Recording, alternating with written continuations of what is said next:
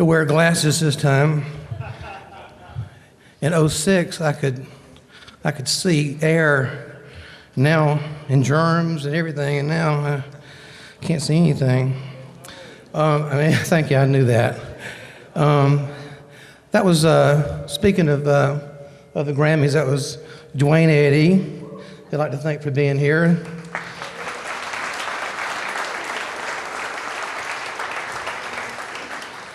While I'm at it, another Grammy winner that's here is Steve Cropper.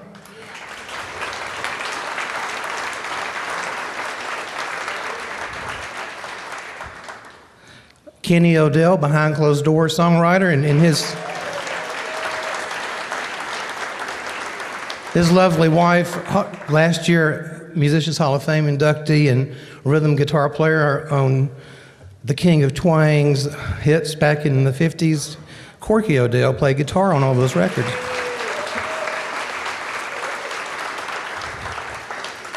And another Grammy winner is Jeannie Seely.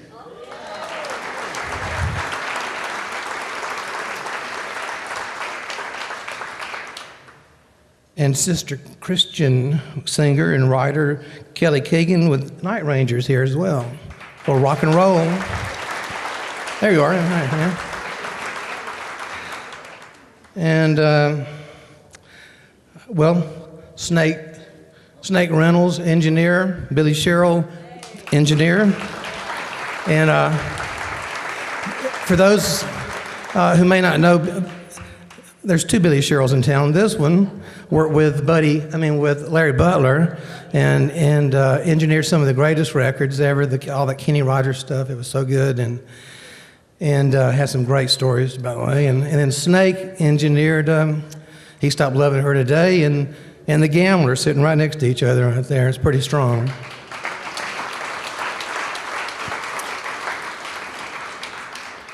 So I'm going to do what I was not good at in school, which is reading and public speaking. So if I hadn't already said it, I'm Joe Chambers. I'm the founder of the Musicians Hall of Fame.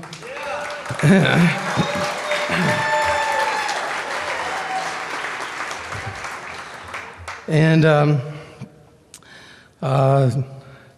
Musicians Hall of Fame, if you don't mind, I'm just going to read this. I did write it. I'm not plagiarizing, but I can't remember it, so I'm just going to read it. Musicians Hall of Fame opened its doors June of 2006. Kind of hard to believe now. It was then, and is still today, our mission to educate, entertain our visitors, while at the same time honoring the great musicians, both known and unknown to the general public, those who created what many people now call the soundtrack of their lives. It's a truly amazing story that we tell here, a story with a common thread that connects a handful of cities, each now famous for its musical heritage, and each who owe that musical heritage to relatively a small number of local musicians, singers, songwriters, and producers.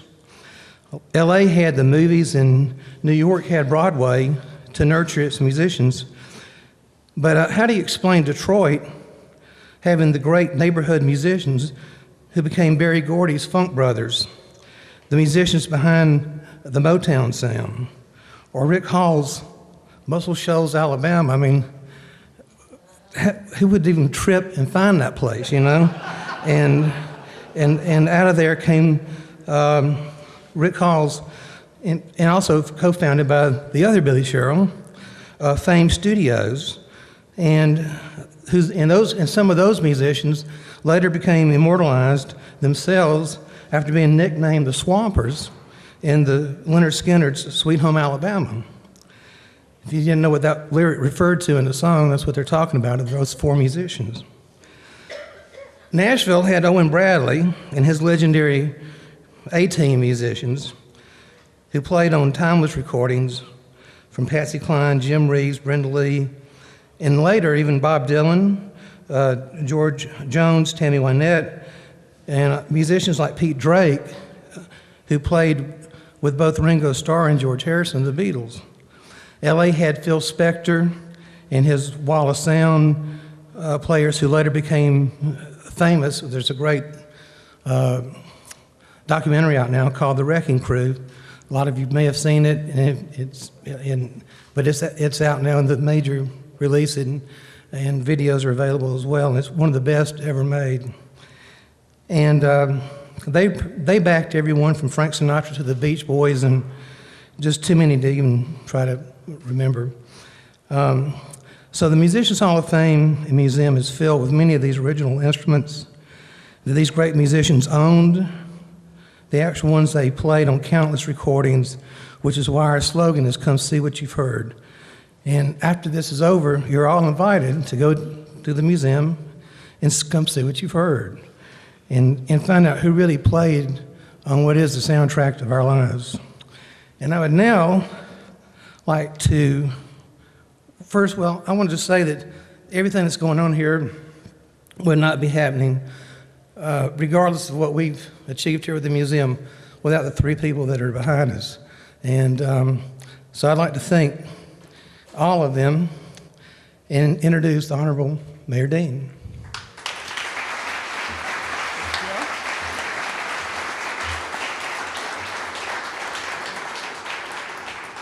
Well, good morning, and thank you all for being here. I'd like to acknowledge members of the Metro Council who are here with us, Walter Hunt, Devette Blaylock, Megan Berry, and Larry Hagar. Thank you all for being here.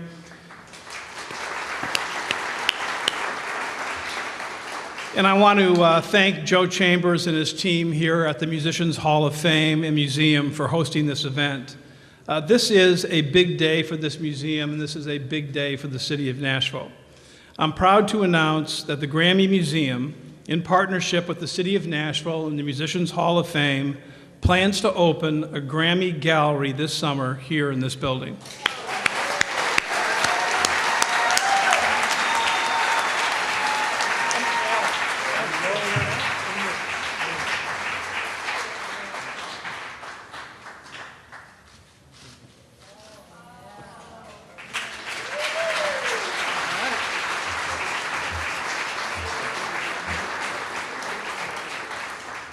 The Grammy Gallery will take students and other visitors through the entire process of making and recording music, from songwriting to production and engineering. There's no better place than Nashville for a museum like this. The Grammy Gallery will make our powerful Music City brand even stronger by giving visitors and our residents another place to learn about the songs that move us and understand how they get made. The Grammy Gallery will also add another dimension to this building we're in, the historic Municipal Auditorium. This is a place where Bob Dylan, Prince, Willie Nelson, Bruce Springsteen, Hart, David Bowie, the Rolling Stones, Charlie Daniels and his volunteer jams, the Kings of Leon, and Herman's Hermits have performed throughout the years. The Musicians Hall of Fame already offers a fascinating walking tour through the soundtrack of our lives and has been an important part of the Municipal Auditorium since 2013. And with this new partnership, it will get even better. To make all of this possible, I am recommending that the city contribute $1 million to help the Grammy Museum build out space that's already available in this building. Private donors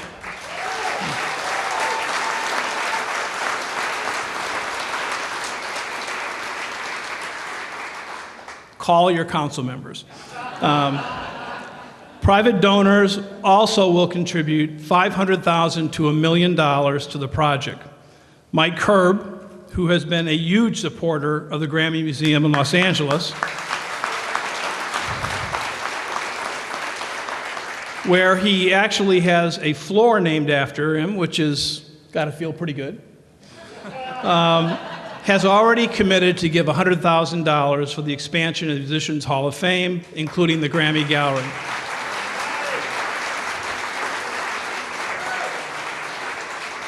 Mike, thank you for all you do to promote music, and thank you for being such a great citizen of Nashville. Thank you.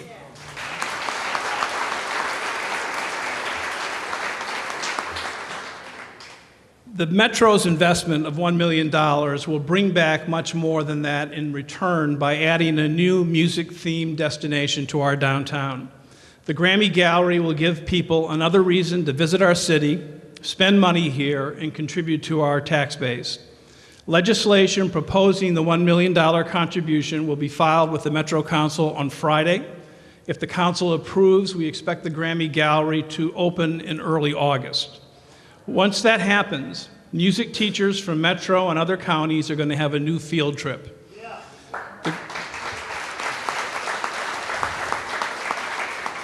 The Grammy Gallery is going to be a great place to inspire and nurture students' musical dreams.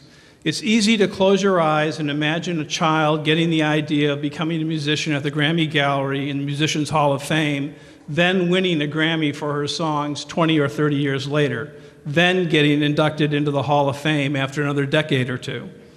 The Grammy Gallery will fit with our city's Music Makes Us program, a program that encourages investment in music education and really solidifies our belief that a city with the best music should have the best music education programs in the country.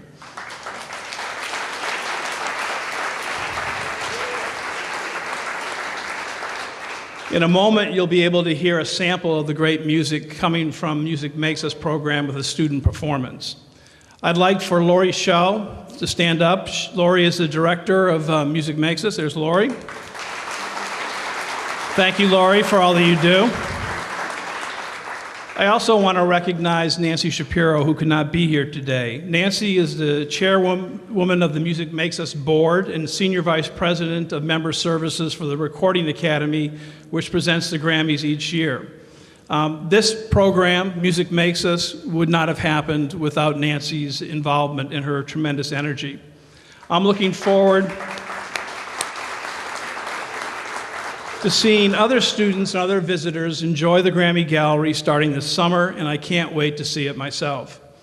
Our next speaker is Bob Santelli, who's the executive director of the Grammy Museum, and he's held that position since 2008. Bob is also an historian of blues and rock and roll, a prolific author, a former vice president of education and public programs at the Rock and Roll Hall of Fame, and a former CEO of the Experience Music Project. Bob?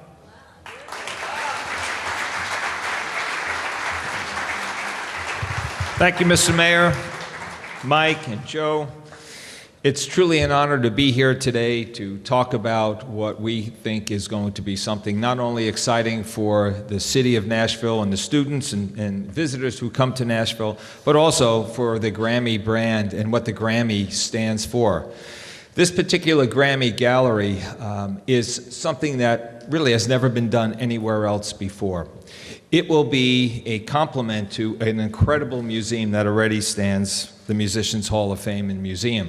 And what we try to do and what we want to do with the Grammy Gallery is to complement the exhibits here, to complement and add to the already great work that Lori and Music Makes Us does, and Nancy Shapiro's vision of how music education here in Nashville can become the vanguard and really the centerpiece of all that happens in music education, arts education in our country. And I'm happy to say, from where I stand in Los Angeles, we look to Nashville for our inspiration when it comes to music education, because you guys have done one hell of a job with it. So we're happy to be part of this team.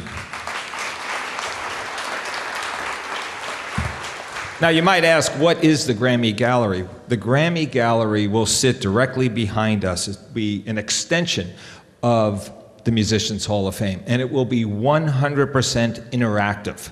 One of the interesting things about museums today in the 21st century is as we move into this new century, as we move into a whole new kind of possibility with technology, we have found at the Grammy Museum in Los Angeles that young people in particular learn really well when they are engaged. So the idea is to create a complement to the incredible exhibits that exist behind us and all around us, but now allow students and visitors and people like yourself to go into the gallery and now explore the mysteries behind the making of great music. That's really what it's all about. We're interested in the creative process. We're interested in allowing students to be inspired and informed on how great music is made. That's not to say that it's only for future musicians. It's really not that at all, although, as the mayor said, we would love at some point in time for someone to go up on stage at the Staples Center in Los Angeles and actually grab a Grammy Award and say, "Thank you, Grammy Gallery in Nashville, that's where I got my start." But it's also about the many, many thousands of people who will never become musicians or who will never, ever win a Grammy Award. They too are important when it comes to the Grammy Gallery, because what we will do is we will teach you about how great music is made. And for a young student who's interested in computers or even accounting, to understand the principles behind the creative process, to understand how great works are made, we believe that will act as a source of inspiration. So no matter what student, no matter where that student ultimately wants to go in life, what they'll get at the Grammy Gallery will be informative and helpful in their quest to become a successful adult and citizen here in America. Finally, I'd like to say also that we have education programs as well, and our goal is to bring a new round of education programs that we would love to incorporate within Music Makes Us and within the Musicians Hall of Fame, things that we've tried out in Los Angeles and other places around the country. That added to an already successful, extremely successful program that you have here. We believe that Nashville absolutely positively will become the stalwart when it comes to music education in this country. So the collaboration between Los Angeles, a great music city in itself, Music City here in Nashville, and then other cities as we move forward around the country. You'll hear, if you haven't already, that there'll be a Grammy Museum in the Mississippi Delta that will open this fall. And people say, well, why did you go to Mississippi to do this? Because Mississippi, like Nashville, is one of the cradles of American music. And to go down there with an educational component and link those students in the Delta to students here in Nashville and students in Los Angeles, imagine the possibilities. Imagine what we can do for these young people as we seek to reinvent the American music tradition in the 21st century. There isn't any question that today musicians, young musicians, entrepreneurs, businessmen are all at a crossroads when it comes to music. The kids that we educate here in Nashville and in Los Angeles, in Mississippi and elsewhere will be part of this new generation to make sure that one of our greatest art forms, one of the greatest art forms that we give ourselves and to the world, our music, continues to be robust and rich and a powerful representation of who we are as Americans. What I'd like to do now is I want to show you, we put together kind of quick, but a short sizzle reel that gives you a sense of the interactivity that goes on daily at the Grammy Museum in Los Angeles. You will have all brand new possibilities here, interactives on how people learn about music. But just take a look at the sizzle reel and you'll see just a little sampling of what goes on in LA.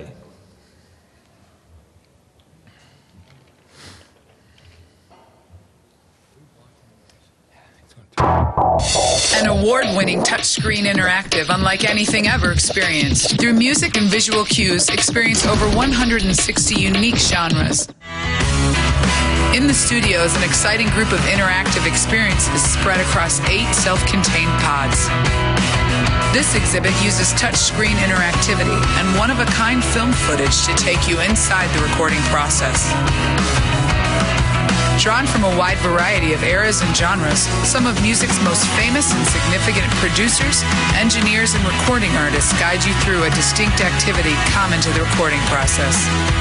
Just like in a real studio, visitors hear the results of their creative and technical choices and experience firsthand the challenge and satisfaction of making great music.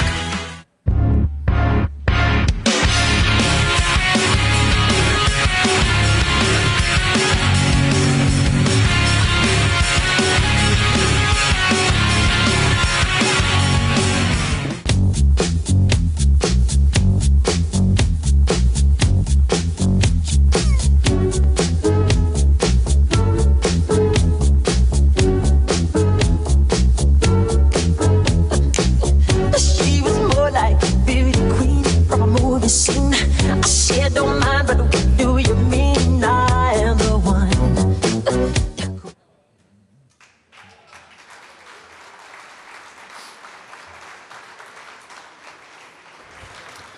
Just a sampling of what you can expect next semester or next school year when kids start to come here. We get over 35,000 students every year coming to the Grammy Museum from Greater Los Angeles, and we hope to get as many as that here in Nashville, perhaps even more as we expand our possibilities into not just Nashville, but Greater Tennessee. Hopefully students will be able to come here, explore the Musicians Hall of Fame, have fun in the Grammy Gallery, and walk away inspired and informed the way we know we can do that job. At this particular point, I'd like to introduce the Hume Fogg High School Jazz Ensemble. I believe you guys are on break now, aren't you? So, man, thank you for coming. This is an example of what happens when great music education occurs in a city like Nashville. Guys, take it away.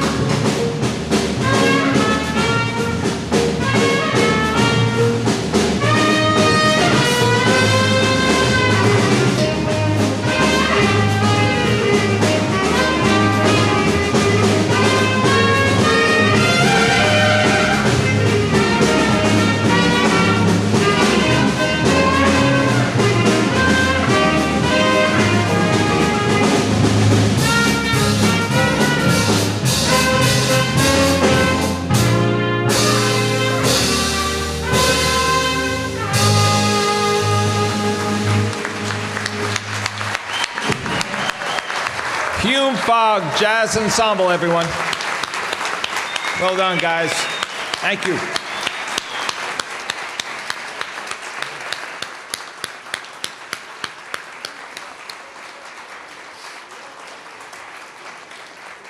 All right. Wow. Our next speaker is someone who is both a personal and professional friend, Mike Herb. Mike is someone that if you are in the music education business anywhere in this country, you know his name because he has been overly generous, not just here in Nashville and the state of Tennessee, but in California and other places as well. He is the guy that I look up to when it comes to music education because in his heart and soul, I know what's there, and it's about making certain young musicians, like you just heard, have an opportunity and a chance for success, both commercially and artistically in our country. And he's done a great job. I'm so happy to have him part of this project. Please welcome Mike Herb.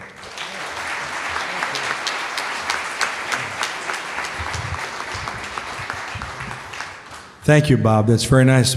In California, though, you insist on 7 figures in order to be involved. So what happened?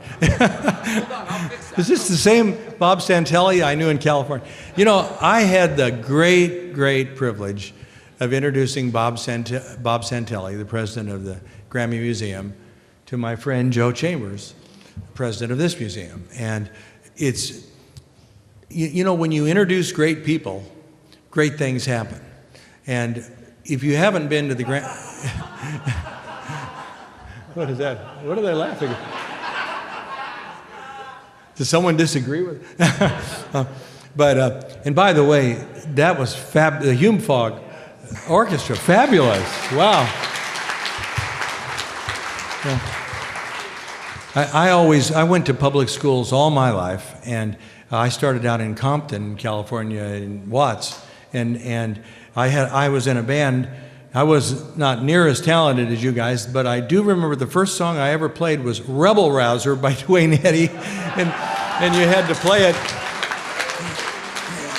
and you had to play it that over, and it was like Louie Louie. You had to play it over and over at these, and I hate to tell you what went on at these fraternity parties, but you know, and out in California at USC and UCLA, but we played Rebel Rouser and Cannonball and all those songs over and over and over. So it's just so eerie to be standing here right in front of Duane Eddy. Big talent, major talent, and all the other great artists that are here. I mean, just amazing the talent that's here. I remember one of the first time I heard "Don't Touch Me" by Jeannie Seely. It was a hit on the West Coast, you know, and God. I mean, what a line. You don't touch me if you don't love me. And what a powerful, and then just to be sitting. I mean, it's such a wonderful thing to be in Music City, but you know, I want to thank Peter Heidenreich for his hard work. Joe Chambers, what he's done here and having to relocate is unbelievable.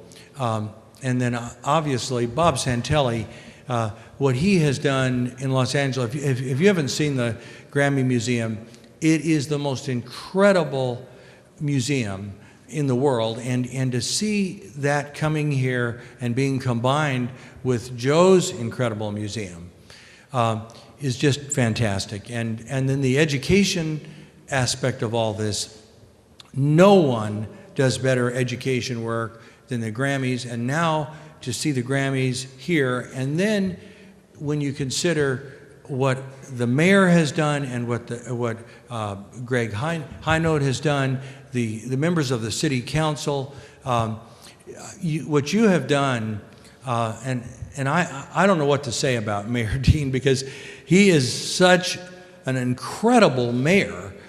What he's done to grow this city, what he has done to link education and music education, what he's done to save Music Row without trampling on property rights, but doing it in a way where we're incentivized. And those of us who have, in our case, where we've been working on saving the studios and some of the historic buildings, he's given us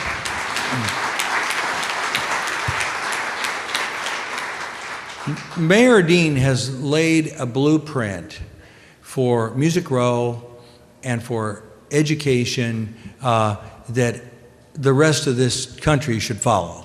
And I'm just so proud to live in this city. And you know, I always joke about the fact this is probably the most progressive city with probably the most regressive legislature in the state, you know.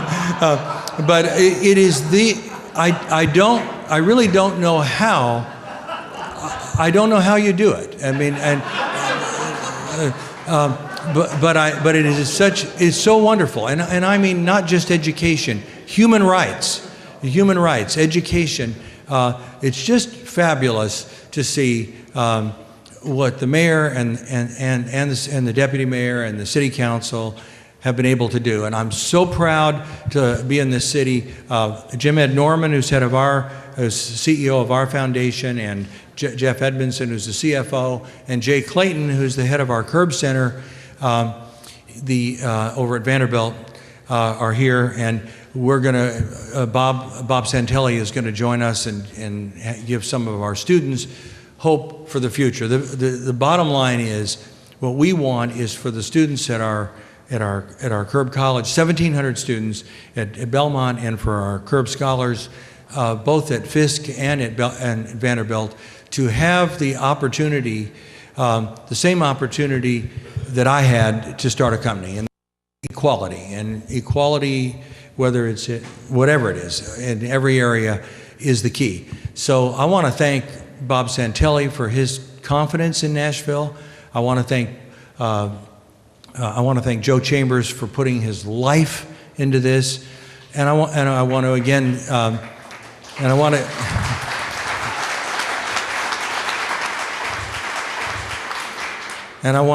thank the City Council and thank Mayor Dean for his incredible vision and support. Thank you.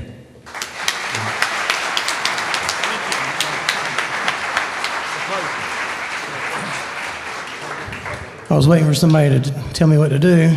My wife wasn't up here, so I figured it out finally. Thanks to everybody who came and today, and remember, if you haven't been through the museum, take this opportunity. It's free. Just go free, and if you have been, we've added new stuff. We always add new stuff. Stuff is iconic instruments. And again, you heard with these guys, I mean, these are great people behind us. And Mayor Dean truly came through for the museum. I can't thank him enough. And you know, when Mike Curb called and said, you know, would you like to meet the head of the Grammy Museum? I was, you know, okay, you know. So it was kind of like was it a dream? But it's not a dream, it's really happening.